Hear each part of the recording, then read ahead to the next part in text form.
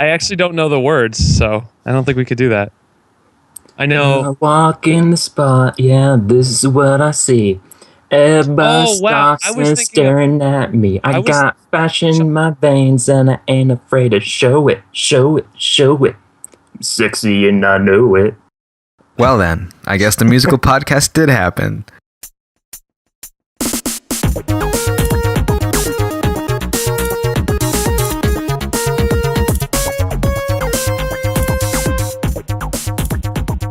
Hello and welcome to the ZBN podcast. This is your host for today, Xiaber. And with me I have the lovely I don't know about this. This makes me uncomfortable. You are uncomfortable. Right, I am uncomfortable. You shouldn't be hosting the show. And why not? Hey, April Fools! Okay. This is the ZBN podcast. I'm your host, Spigel. That was Xiaber playing the role of host on this April Fool's Day 2015. And today, joining me is also our fabulous co-host, Hextuple. Hello, everybody. And we're gonna... What's happening? I don't know. I was like, I'm just gonna talk in this breathy voice for the rest of the podcast. But we're not gonna do that, because that's not good. That's stupid. So this is the ZBN podcast, a show that you've already turned off or you've already clicked the dislike button. So for those of you still there, thank you for remaining with us, our loyal fans and listeners. We have a very special show for you today because it's going to be short. It's going to be a short show. Famous last words. No, this actually is because Xiaber has to go to a trip of some. Where are you going? Going to Michigan. Why? Why would you ever go there? Camping trip. Yeah, people only ever come from Michigan. Don't you know that? Yeah, they're like, get me out of here. Well, that's just the Midwest in general. Yeah. Yeah, you know, this is a very diverse podcast in terms of location. We literally have every corner of the country covered. You know, Except like Alaska. Well, Alaska's like that's some sort of crazy no man's land. You know, nobody actually lives there, and the people that do are like they're just bears. They're nobodies. Yeah. I just wanted someone to jump in and just take that sentence away from me and just start talking about something else. So here we are. It's the ZBN podcast, and eventually we're going to talk about something. What are we going to talk about? How many today? intros does this podcast have exactly? Yeah, we're going to talk 15. about video game stores. So I went to this new kind of newish place in my town. It's an independent store. They have like one or two stores in the area, and they just a startup, and they sell classic and retro video games. So I'm like, I'm gonna go over there and I'm gonna check it out. You know, hopefully add to my collection a little bit. And I walk in, and do you ever see the show on TV, Hoarders? Did you ever see that? Yes. It's exactly like that. I walked in and it was like just piles of video games just all the way up the wall. And I'm like, I think I'm going to die or like step on a syringe or something. And I was in there for a while just because I was like trying to find the thing I was looking for. And the salesman was like making me really uncomfortable. Obviously, you know, it's a salesman. It's just a job to be really pushy, but he's just kind of weirding me out a little bit. So that's my story about my local video game store.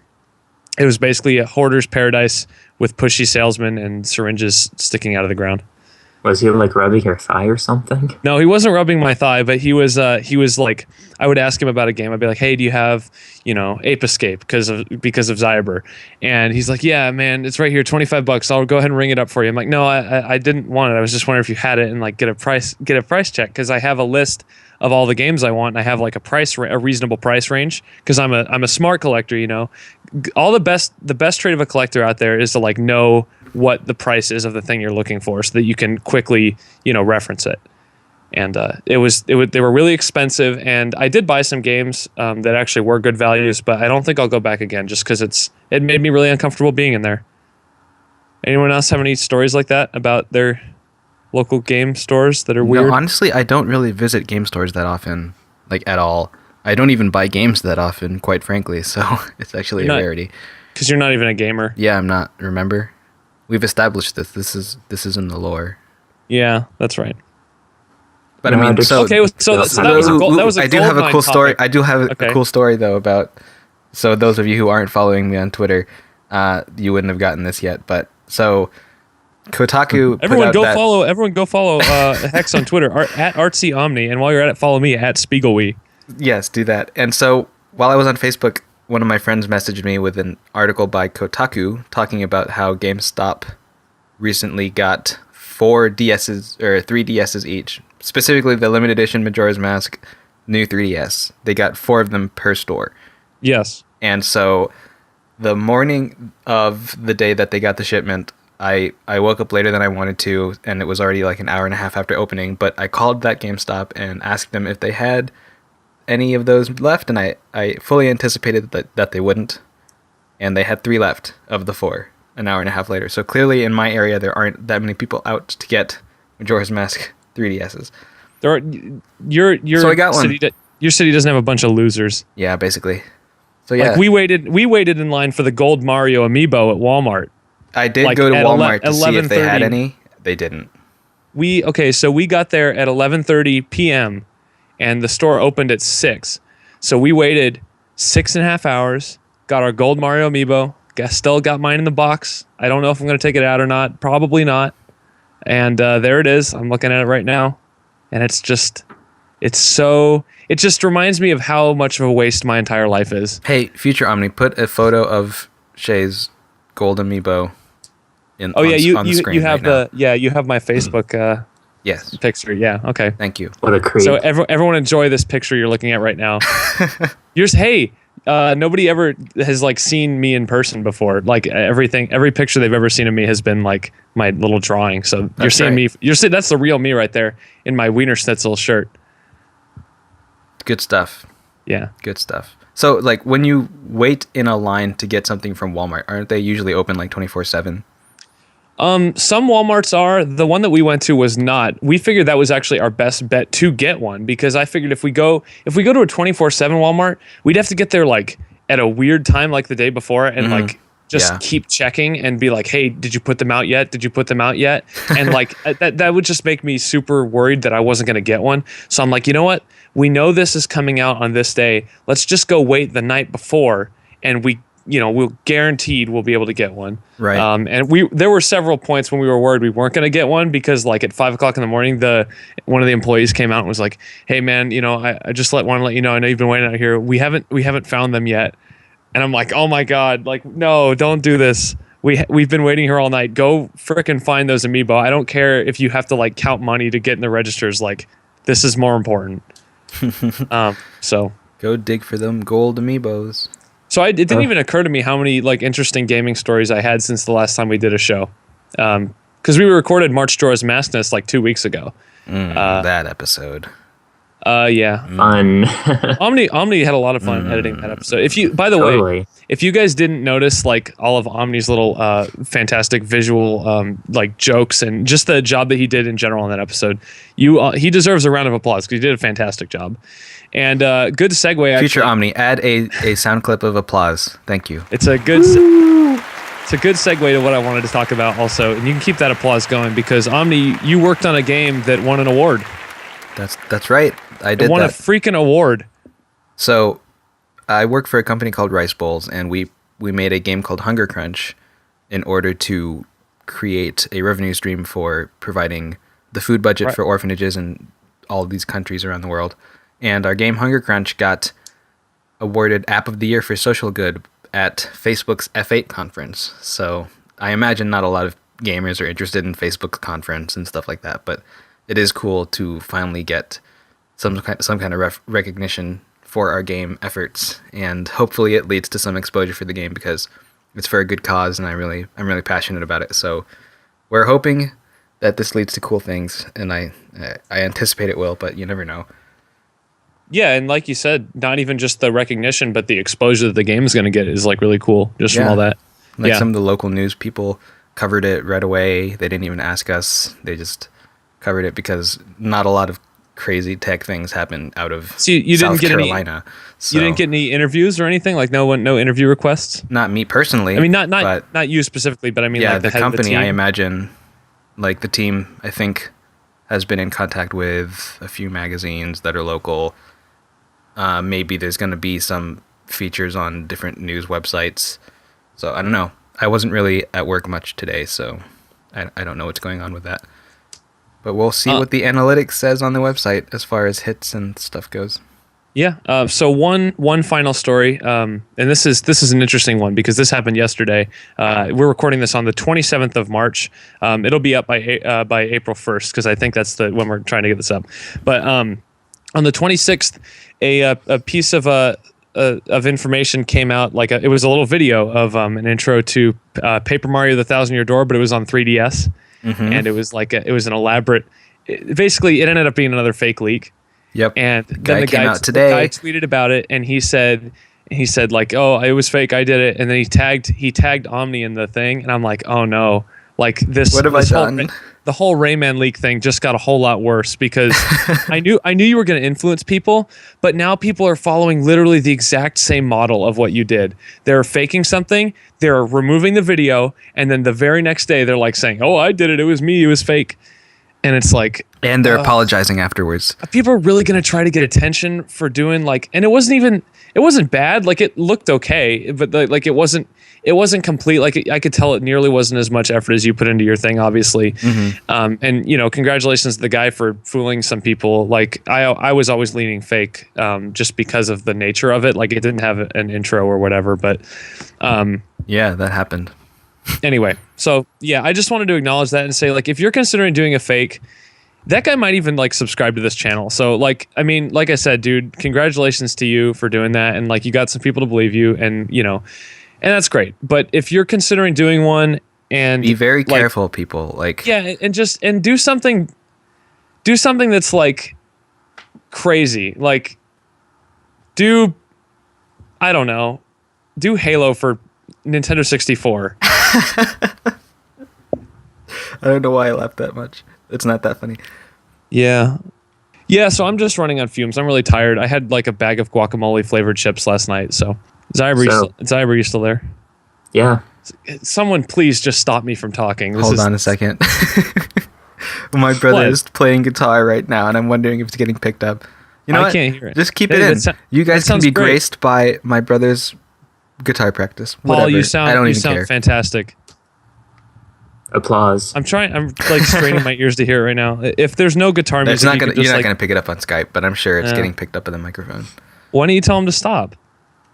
Well, or you could just. I told him to turn his music down, and he did, but then he started playing guitar, which is completely counterintuitive to the goal of turning the volume down on his music. Hey, turn your dang music down. Okay, I'll turn it down, and starts playing guitar even louder. Exactly. What is wrong with people? He's probably not going to listen to this podcast, so I can talk about him as much as I want to. All right. Your own brother doesn't even like look or pay attention to any of your work? That's not cool. Well, he doesn't really listen to like online podcasts about gaming and things like that, so. Well, we're not even a podcast about gaming at this point. I guess not. My friend listens to us. Hi. That's good. Hey, Want to give a shout out? Hi, Zyber's friend. Hi, friend. Hope you're having fun. Super specific. I wanted to give a shout out to we have a worldwide fan whose name is not Mr. Chris. I can't remember his name right now, but he's from Brazil. So if you're listening to this, that's so cool that we have a listener in Brazil. I love it.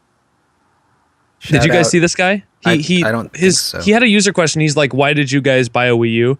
And I wanted to answer it, but I'm like, I don't know if we could really have a big discussion about that. But I wanted to give it right now. I bought it for Pikmin 3 specifically. Nice.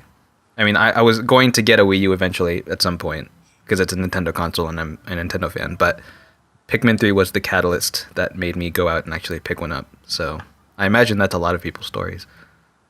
Because of the Wind Waker version. Really? Well, I was going to buy it anyways, but I ended up buying it earlier because of it. I didn't know a lot of people, like, I didn't think that would be one of the big sellers for the system. Well, like in terms down the price $50 and have a Wind Waker version. And now, see, I bought it for Pikmin 3 and Mario Kart and Smash Brothers, but this was back in 2012, so I got none of those games until way later. What was the first game I had? Nintendo Land. Yeah, but after Nintendo Land. I only have 2 hard copy of games actually, Mario Kart and Nintendo Land. Really? You don't even have Smash Brothers? Well, I have Smash Brothers digital as well as Pikmin 3 and Wario or Game & Wario Oh, you got digital games, okay. And Earthbound and Golden Sun and Wind Waker. Oh yeah, technically Wind Waker was my first game. I just remember bringing my Wii U home and setting it up and waiting for like an hour for that update. And I'm like, well, this is annoying. Like, because I'd never done system updates before, you know, like I had a Wii, you know, so I mean, I would have system updates, but they weren't very frequent and they were usually pretty fast and you didn't really have to do them. But I pulled the Wii U out of the box and I set it up and I'm like, why do I have to update it? And then I played Nintendo Land for 30 minutes and I'm like, this is so underwhelming. Why did I immediately had buyer's remorse, and which usually doesn't happen to me because I usually think a lot of my purchases through. But as for the Wii U, it was actually pretty impulse buy. Of course, fast forward, 2.5 years later, I freaking love it. I love my Wii U. So, and it loves you too. Yeah, it's my only friend. Yep. QJ and I were talking about the other day, like ideas of videos that I could do for the channel apart from these podcasts, which is something I want to start doing, like solo videos related to gaming and other stuff. If you guys would be interested in that, leave us comments. Like, see what other type of content would you like to see from this channel, and I'll get on producing it. But she wanted me to do a number of things. One was a parody of the Pokemon theme song with the word amiibo, like replacing every other word, and me singing it, and then like having pictures every of other amiibos. Word in the entire song. Well, not every other word, but most of the words. Like 3/4 of the words. Be amiibo best. Amiibo ever. Amiibo. Oh, amiibo. Amiibo.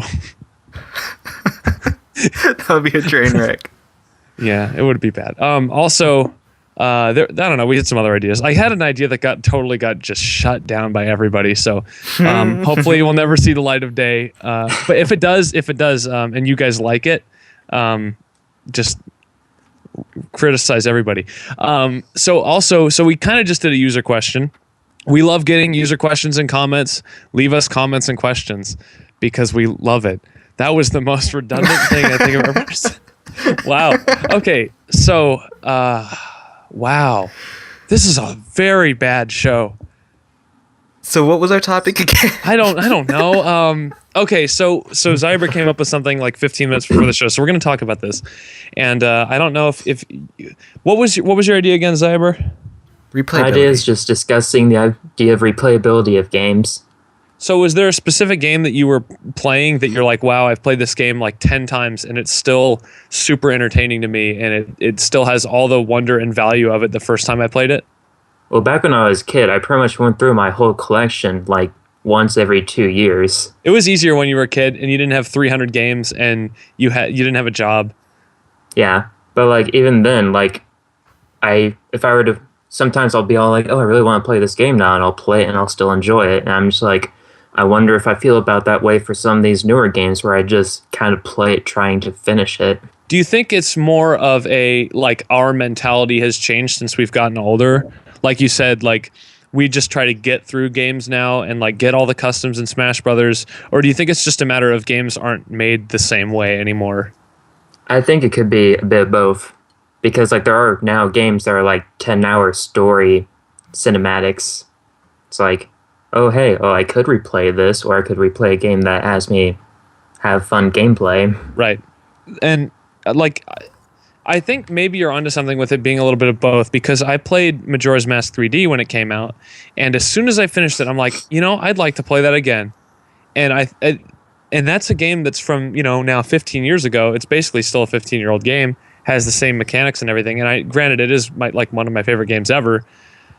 But I think maybe it just has to do with the pacing of the game being as excellent as it is, and just the way that it's designed to make you want to, once you have it completed, you just kind of want to like go back and just do it all over again. That's kind of ironic for a game like Majora's Mask, where you're always going back and doing it over again. So I guess it's fitting, I guess, not ironic.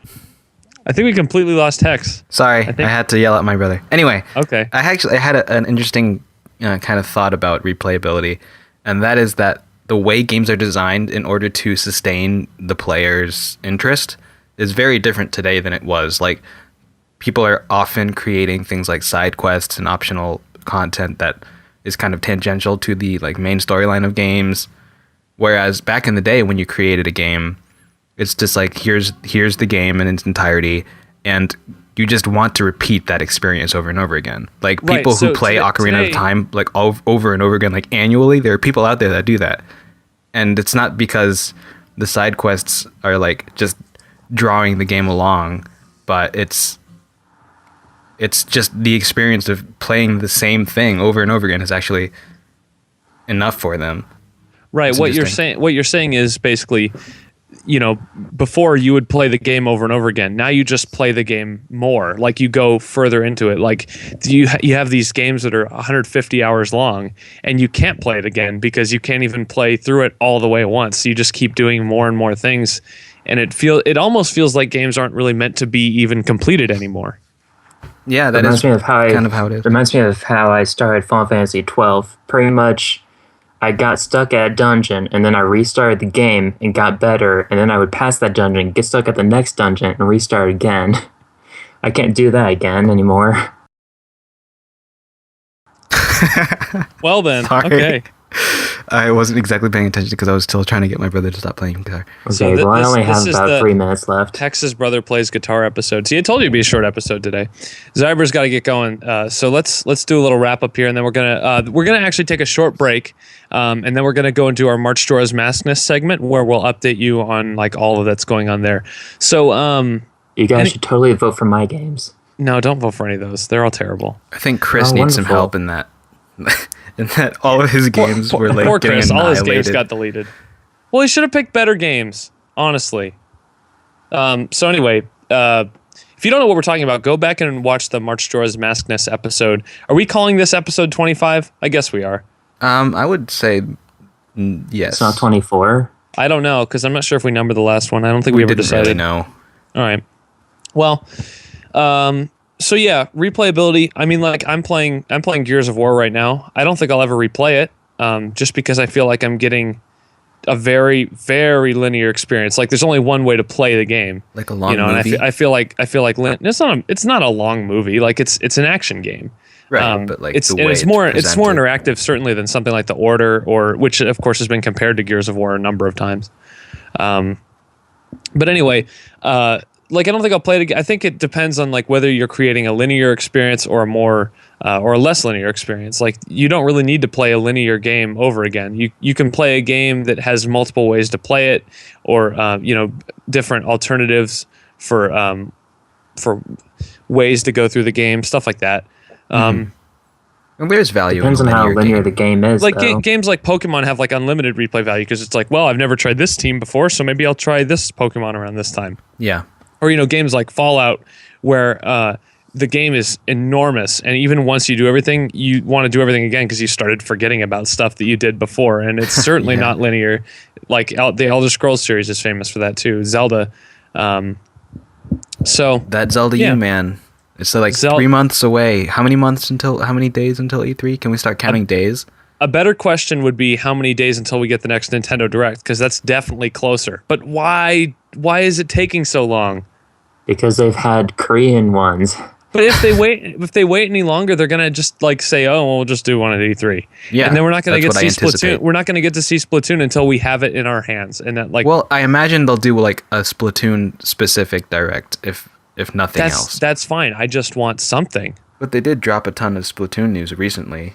Yeah, but big deal. I didn't get to see it with a clean presentation, and they had the videos they had were like Playboy models playing Splatoon. Like I don't care about that. Like I want to see Satoru Iwata bringing it directly to me.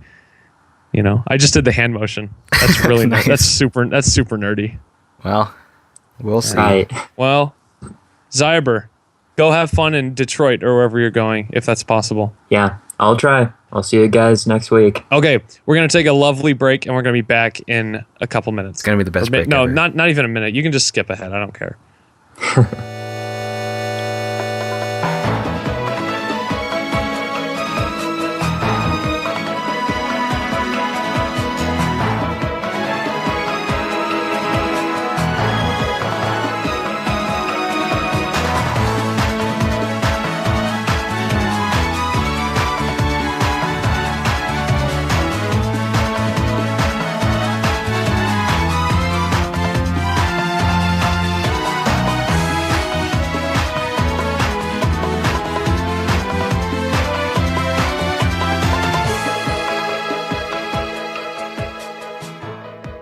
Okay, everybody, welcome back to the ZBN podcast.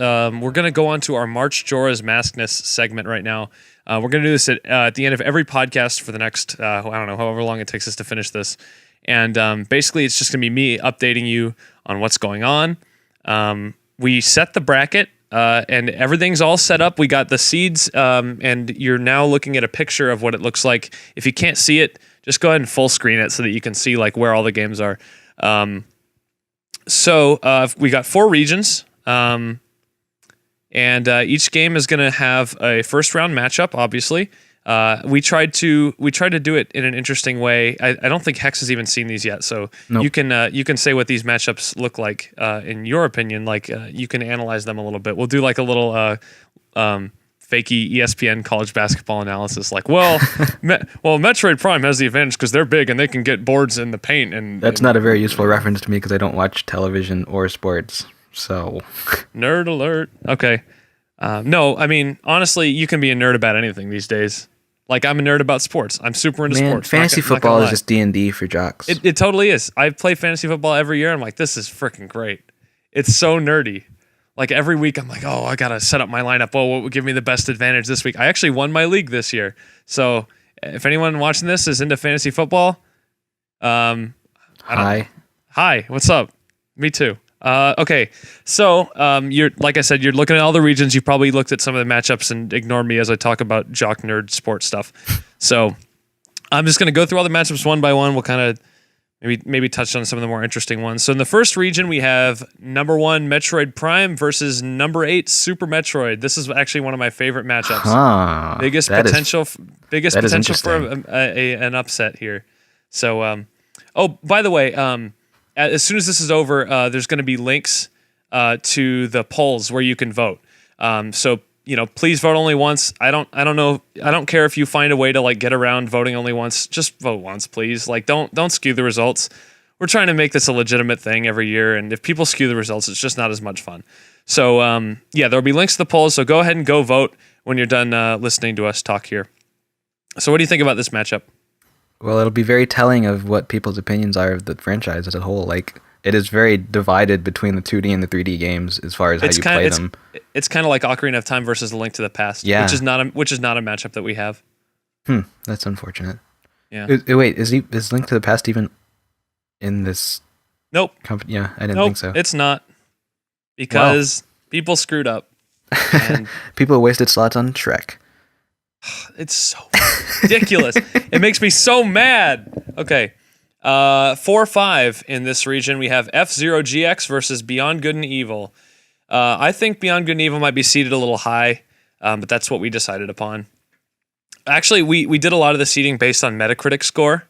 So if you've never played the game, those are the Metacritic scores. I think these were both 89 on Metacritic. So anyway, I can't really state too much about either of these games because even though I've played a little bit of Beyond Good and Evil, I've never played an F-Zero game.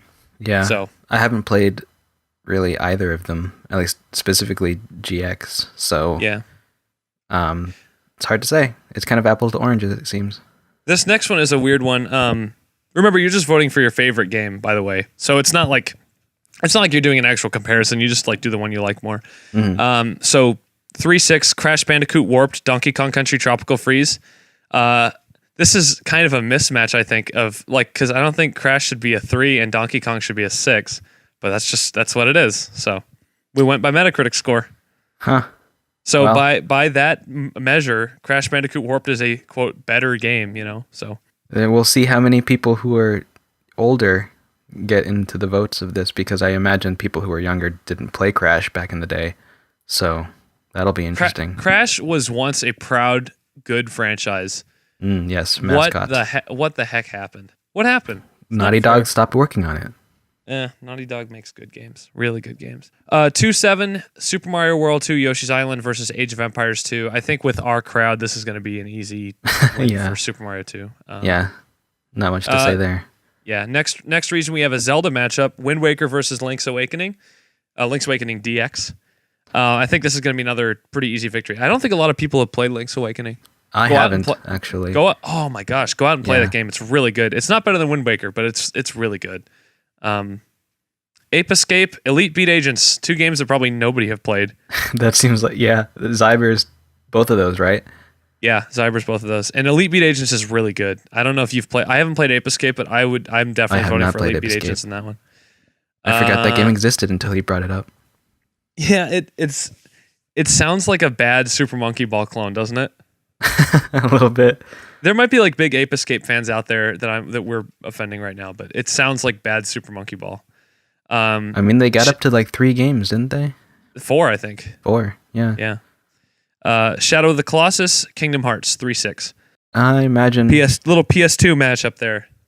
I imagine Shadow's gonna get. Oh, I don't know. I think Kingdom Hearts probably has the upper hand in this one. You really? I mean, I guess maybe Shadow is more like a cult classic. I think it is. I think Kingdom Hearts is much more widespread fandom.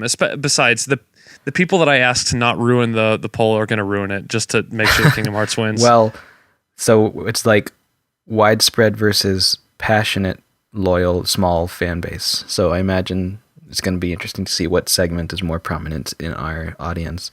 Yeah, and since we only have like 200 people that are probably going to vote in this anyway, it's like I don't know. I'm kind of it's going to be interesting for sure. Yeah.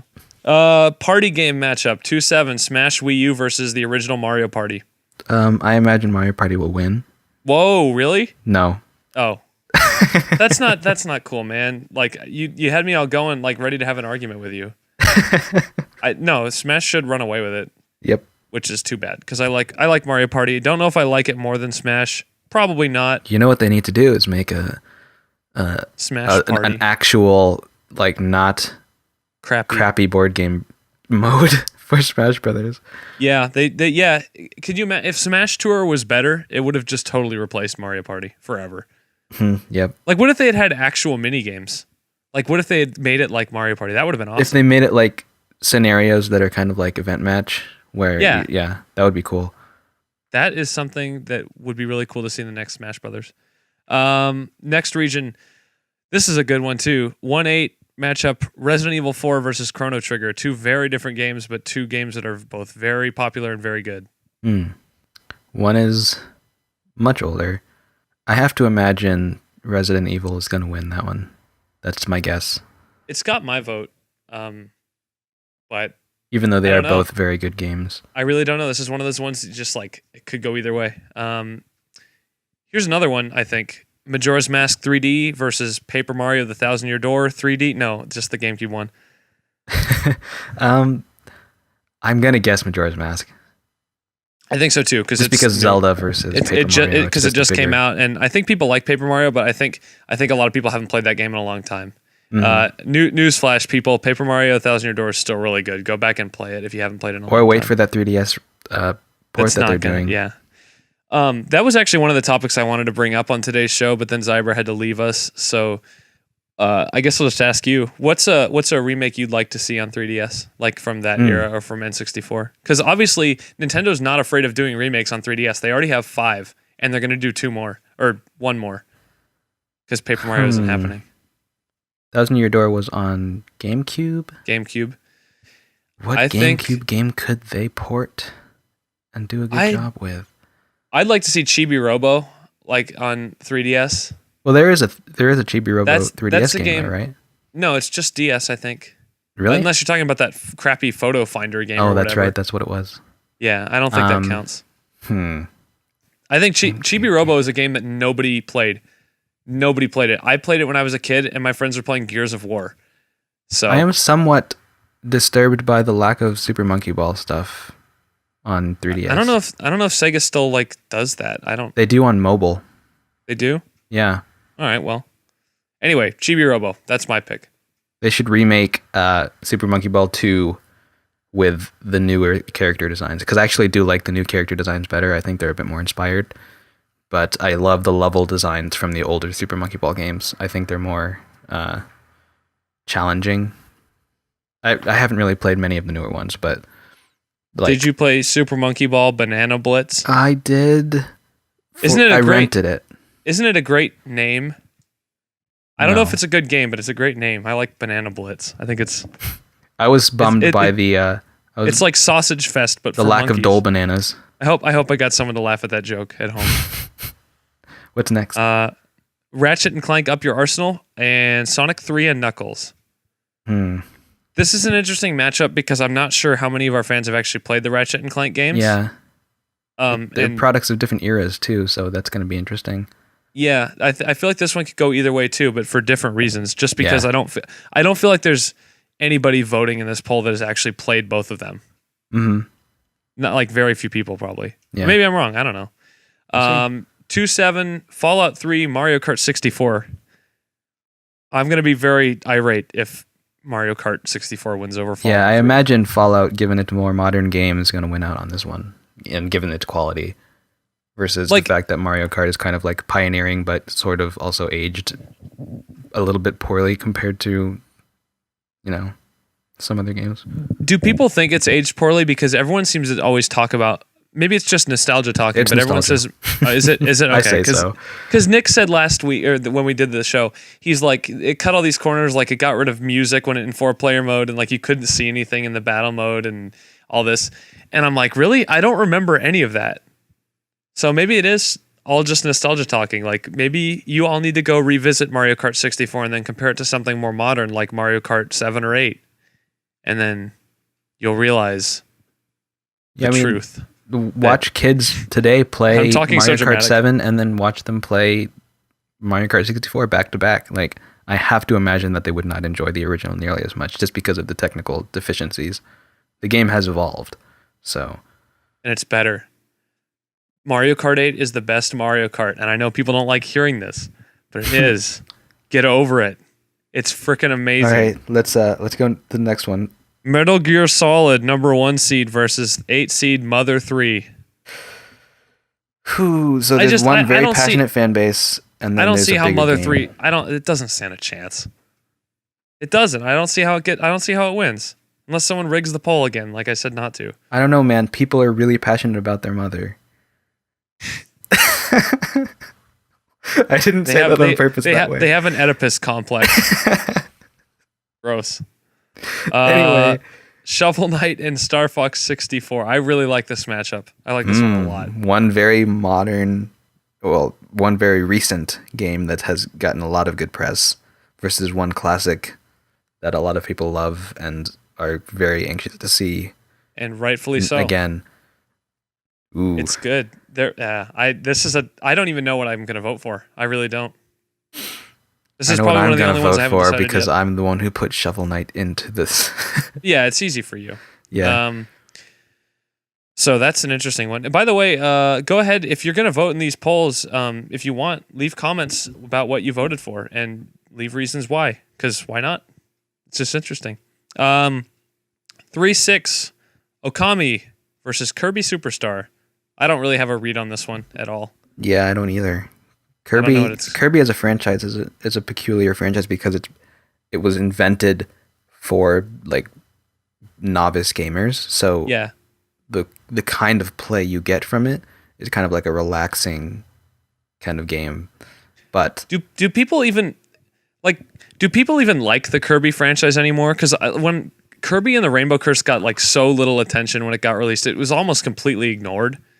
Even from Wii U owners. Like, I work at a game store. Nobody came in and bought it. I'll be honest. Like when I first saw Canvas Curse back in the day, it didn't really capture my interest, just because it was a departure from classic Kirby gameplay. And I think creating a sequel to a game like that, I imagine there were other people out there that had a similar opinion. So that might be why. Like, first of all, it's on a system that didn't sell nearly as well as the DS.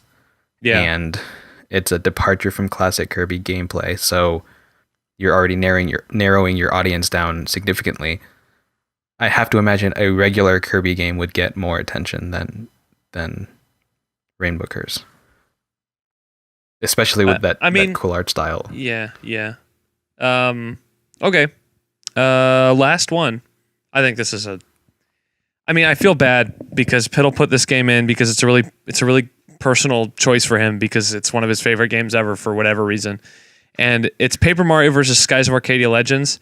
But if Skies of Arcadia Legends gets more than one vote, I'll be shocked. Really? There's gotta be a fan out there somewhere, another one. But honestly, the circles I never even heard of this game before Piddle put it in the tournament. The circles that I come from, which is somewhat centered around Sega at one point, because I used to be a big Sonic fan and I used to be in that community. Skies of Arcadia was a name that was dropped every now and then that I saw, and I had a friend growing up that also really liked it. So my exposure to this game's existence has been, pretty significant, but you have not even heard of it until recently. So I'm guessing your situation is more common. So I have to imagine Paper Mario is going to win this. Probably, yeah. Like, I never... If you owned a Dreamcast, like, you know what Skies of Arcadia is, I would guess. But I never did. Like, weirdly, even though I had an N64, I think I got my N64 in 90... it would have been 99? That's 1999 for all you people that were born, into the 2000s. So I got it, and I wasn't even aware of the Dreamcast's existence. Like, I never saw it anywhere. We had a video store that we rent games from, and I can't even remember ever seeing any Dreamcast games. There were Genesis games and Super Nintendo games and N64 games, but there were never any Dreamcast games. So I was never exposed to it when I was a kid, and all I know about the Dreamcast is what I learned when I turned like 16. And I started like researching everything on the internet because I wanted to know more than my parents about everything. Yeah, I can't recall going to a Blockbuster and seeing a section or an aisle for Dreamcast games. Like, that's weird. I know it was probably even more of a niche system than Wii U, but you'd think you'd still would have seen something. Yeah. Yeah. So Dreamcast and Wii U, man, they're weird systems. Dreamcast is weirder, but that's it is because it was around for like 2 years. Yeah. Wii U's already been around for longer, and they're gonna ride it out. They're dedicated. It's not going to be another Dreamcast. It's bigger than that. It's not successful like they wanted it to be, but it is not another Dreamcast. Nope. And it's not going to kill Nintendo's hardware business. So no, because they still have plenty of options. Yep. It's not like they didn't sell 50 million 3DSs already. So those cash reserves. Yeah, they got a lot of money. They should use some of that money to make a Pokemon Snap game for Wii U. What? Okay. So that's it for this episode of the ZBN podcast. You'll be able to see the polls. We'll probably put them in the description as well. I don't know if we're going to be able to put them up on the screen. That's probably a lot of links to put on one screen, so we'll probably just put them all in the description. But if Omni finds a way to make it work, it'll work. So here they are, maybe. Boom. Everyone see them? Bam. No, maybe. Yeah. Bada okay. bing, boop bop. Bleep, bloop, bleep. This is the end of the episode. Thanks everybody for listening. Don't forget to subscribe, like the channel. No, you subscribe to the channel, you like the video. You can't like the channel and subscribe to the video. But I'll find a way. Do those things. Don't rig the polls. Vote in the polls. Leave comments. Stay in school. Don't do drugs. If you could, like I said, I already mentioned our Twitter handles earlier in the show, so I won't. Well, I'll do it again. At ArtsyOmni, at Spigel. We follow us for entertaining things. Omni posts more or tweets more than I do. I have nothing interesting to say ever, but if you follow me, I would consider it a great personal something. Also, you can like our Facebook page at the ZB Network. So check that out. If you love us, tell your friends, because we love getting new subscribers. Like every day I feel like I log on and I have like a new subscriber. I'm like, that's so cool. Like something I'm doing has some relevance to some people somewhere. And people have even told me, they've sent me like private messages saying, hey man, like your stuff is just as good as anything else out there. So like keep doing it. I'm like, that's such a cool thing to hear from you guys. So we appreciate everybody who listens, right, Hex? You appreciate them? I appreciate you. And he has like 27,000 like subscribers on his channel. So like even like one person can make a difference in terms of like saying nice things. If you don't have anything nice to say, I mean, I guess you could say like mean stuff to us too. Or just post, stupid comments. Give us some ASCII art. Is that still a thing? Some what? Some ASCII art, some text art. Oh, yeah, I remember that. That was back when the internet was like text only. Yep.